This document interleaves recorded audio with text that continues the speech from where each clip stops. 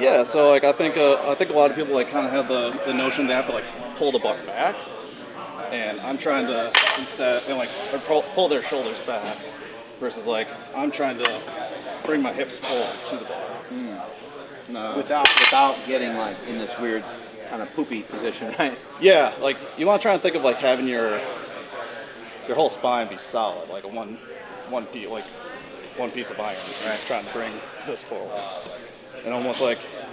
So you're trying to bring the hips forward, but not rounded. Yeah. You're trying to bring the hips forward while your back is straight. Like I try and almost like pull my hips down and like under the bar, in a sense. And this is a little similar to what happens sometimes in the bench press. When you go to bench and you get stuck, you'll actually notice if you can concentrate.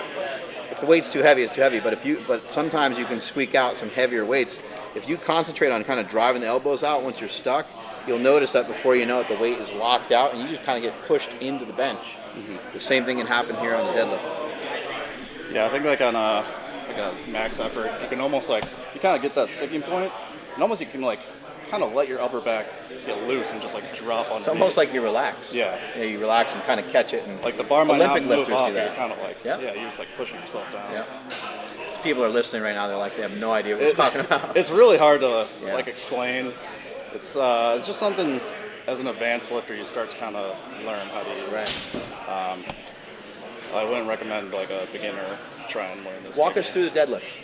Yeah, so pretty simple. I like to line my feet up about halfway. So I personally get my air at the top. I know a lot of people kind of drop down. They'll do like a pump and get the air. I can't do that. It's just kind of feels uncomfortable for me. So I get my air, push out against my belt. I start to like lock in my arms at the top. Mm-hmm. That's like when I do the spread arms. Right. That's kind of like what I'm doing.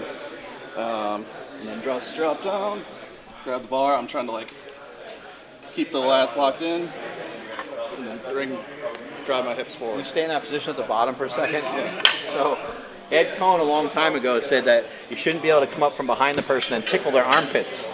And he's got his arms kind of tucked in to where his armpits are not exposed. And you look at how closed off all this is. He's in a really good position. And notice his body's shaking. It's only 135 pounds, but this is what he's doing. He's creating a lot of tightness. You mind showing us the Pendlay row? Because you said that you think that this really helps your deadlift. Yep.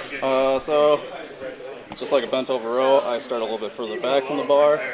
I almost like to go like a bench width, maybe a little bit more in.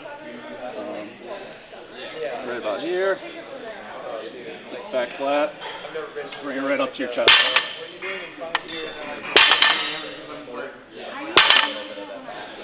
You do this with a belt or anything? Nah, usually not. Like you asked earlier about what I do for grip. I try and avoid all straps and stuff like that. Yeah. It just works for me. It kind of builds up the forearms naturally. Get your hands and your core and everything strong. How many reps, how many sets do you normally do with that? I usually do like 3 sets of 8 to 12, depending on how I feel. And if you don't mind, show us one more time. Okay. So we know what we're doing. Once a week, twice a week? Usually once a week after deadlift.